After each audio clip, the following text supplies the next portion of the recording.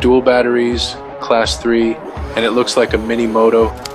Let's see what the CycHunter can really do. Hey guys, this is Daddy O from the O Family channel. Today we are checking out the Cycrown CycHunter. Nice. We have reviewed Cycrown e-bikes in the past. We did a Cyc Verve and we really loved the bike, and they reached out to us again to review. It's the Moped style with 750 watt, 1000 watt peak motor, class 3 with 28 miles per hour on pedal assist, and dual 48 volt, 13 amp hour batteries. No way! So let's unbox it and build it, ride it, and I'll tell you what's good and what's not. So let's go ahead and dive in. All right, as usual, let's cut this box open. If I remember correctly from the last bike, Cycrown CycHunter was one of the easiest bike to assemble. Hopefully this is the same situation here. Let's open this box. Few moments later. This is what we're looking at, and a lot of cutting up to do. It's gotta be the front wheel. There's that. Ooh, I do love the seat. Nice. More like a retro style. Alright, it's gotta be the front fender. Yeah. The air pump, which we won't be using. It's gotta be the headlight. Alright. Yeah. Nice front headlight. Few moments later. Alright guys, this is what we're looking at. I do love the look of it. I love the seat, the color. It's very wide, cushiony. So we'll test it out when we ride. And this is the dual battery. It says on the paper, you could go up to single charge 120 miles plus. Wow. Depends how you ride it. Here's another battery that came with it. It's the 248 volt, 30 amp hour batteries. And here's a charger. That's the 54.6 volt, 3 amp hour charger. Left and right pedals. Here's some toolkit. A kickstand. Here's a manual book, set of keys, the front reflector, the front wheel, the headlight, and the manual air pump. Don't forget about the front fender. All right, so let's go ahead and put this together. Usually they tell you to put the front handlebar first, but what I like to do is I like to put the front wheel first. So I'm gonna flip it over carefully. There you go. Take the front wheel, gotta unscrew these. Okay, gotta line up the brake. There's that. Okay.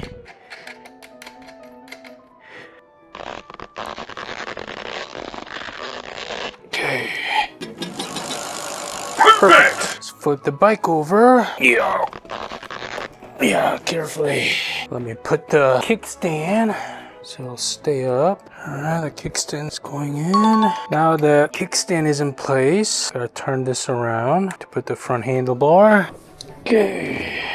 Front handlebar is going in. I think right about there. Let's do it.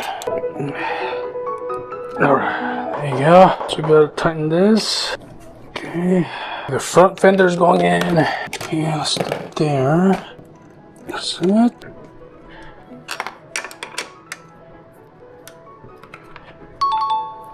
There's that. Putting the left pedal.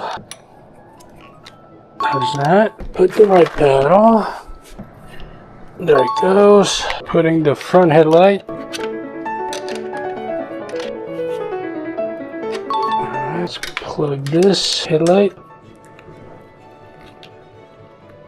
There it goes. Alright, that should be it.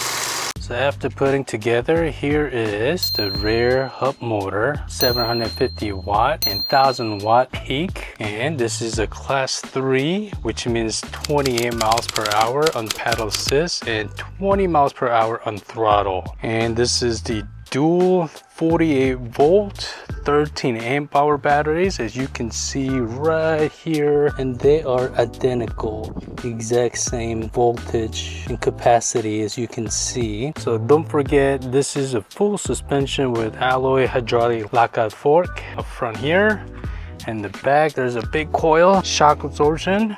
Nice. And this is 20 by 4 inch CST off-road tires. And the usual 7-shift Shimano manual gear. You take this sticker off. And this is the color LCD display. I'll show you guys in a minute. And they said the payload maximum capacity is 330 pounds, and this bike weighs about 74.5 pounds. So it's not a heavy bike, because I've seen moped like this with dual battery, it goes up to like 100 pounds. But this is pretty light for dual battery. As you can see right here, guys, I'm about 5'10". Are you sure? So it comes about to right below my hip, so it's pretty tall bike. They said that the seat is about 33.9 from the ground. That's how tall the seat is from the ground. So it's pretty on the tall side. So if you are below 5'4", this bike might be a little tall. If you are 5'4" and shorter, just giving you a heads up. Let's go ahead and pop the battery. Since it's the same size, I don't think it really matters which is on top or bottom. Some dual batteries, one has to be on top and the other has to be on the bottom. But with this one, I don't think it really matters. All right, so you can see the handlebar. It's pretty normal grip, nothing special here. There's a brake lever front, brake lever for the back, same grip. And this is a twist throttle. And on the left side, there are a few buttons. Here's a power button. Right in the middle, hold that for a few seconds. And then nice bright color. This is a screen. It's different than the other e-bikes I have reviewed. I do like the little bike in the middle, shows the road. Here's the miles per hour, how fast you're going. The throttle, push the plus button up here. Pedal assist 2, 3, 4, 5. 5 is the highest you can go. And then right now it shows the odometer. Been riding for 2 miles. There's a bottom button. You press that. Shows different mode. There's trip. It shows the voltage, which is nice. Trip, miles, average mile, max. So if you hold this, the bottom one, for a few seconds, more advanced setting. P1, it's a matrix system. If you want it in miles, kilometer, obviously I'm gonna do miles. P2 is the cruise control. If you want that on, press the plus button to make it 1. You wanna take that off. 0. And then P3 is the brightness adjustment setting. So right now it was at low. As you can see the screen, it's gotten brighter. 3 is the highest it'll go. You can change the odometer setting. All right, so that's pretty much it. Some of the e-bikes, you can go to advanced setting, unlock how much power you put into it, but I don't think this bike can do that. So just letting you guys know. And right now it's the brightest setting for the screen. And here's the headlight button. You push this, I don't know if you can see that. It's pretty bright. We love the bright headlight front. Left and right turn signal. Left side. And this is only for the back side, which is great safety feature. Turn right signal. But there's not left and right turn signal front, which is okay. And don't forget, there is a horn button right here. And this is pretty loud horn. So that's pretty much it. I do love this screen. So let's go ahead and take it for a spin, guys. Bright sunny day, and screen is bright enough where I can see it. Some of the e-bike models like this, direct sunlight, it's really hard to see, but this one, no problem. So right now we're on pedal assist 1. See how fast this is gonna go. Oh yeah, feel the torque right away. I'm going about 10 miles. That's just how fast it will go for pedal assist 1. And then let me see, pedal assist 2. Oh yeah, feel the more torque right away. It's going about 16 miles per hour for pedal assist 2. Let me go ahead and try pedal assist 3. Feel the torque. 18, 19, 20, 20. It stops at 20. Pedal assist 4. It's going 24, 25. Oh yeah, it's going right at 25. That's the highest it will go for a paddle assist 4. Let me try paddle assist 5. See how fast this is gonna go. The max speed. Oh yeah, 27, 8. Yeah, it does stop right at 28 miles per hour. It doesn't go faster. Brake is decent. It's not great. It's pretty good for what it does, but you do have brake a little bit ahead of time in order for you to stop. Just keep that in mind. This is a very smooth ride. Yeah, I don't feel the torque right away, so I don't know if this is a torque sensor or a cadence sensor. It does take a little time for the torque to kick in. 28. That's where it stops. All right, so let me try the twist throttle here. I'm pretty sure the twist throttle will go up to 20 miles per hour. Well, 22, 23. Oh, I was wrong. 28. 28 is the highest it'll go for paddle assist 5 and twist throttle. You know what I noticed? The difference between the paddle assist and twist throttle. Twist throttle, you feel the torque right away.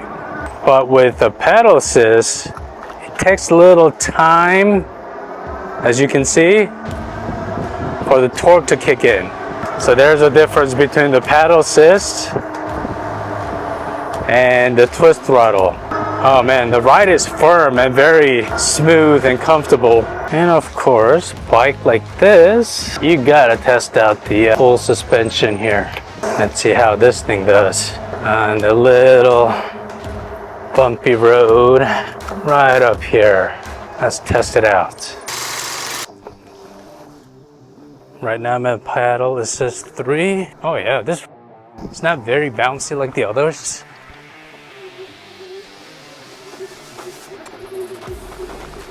But off-roading, no problem, as you guys can see. So this is fun. No problem at all, guys.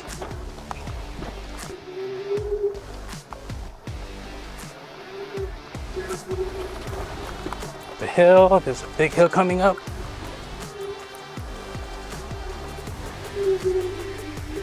No problem at all here.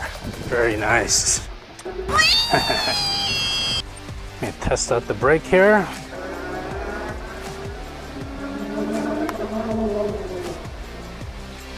Pretty good. One more time.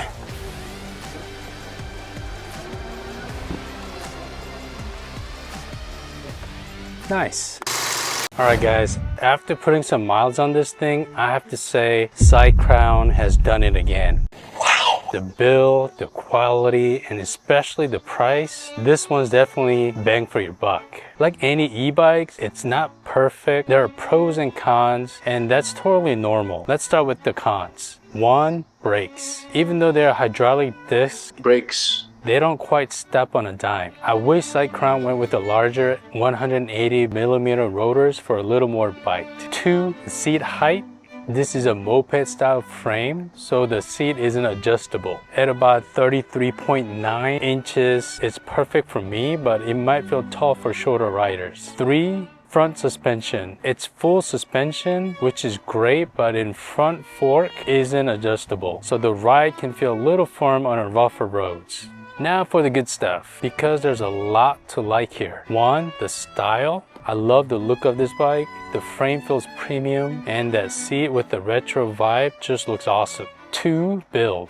The frame feels solid and confidence inspiring. 3, range.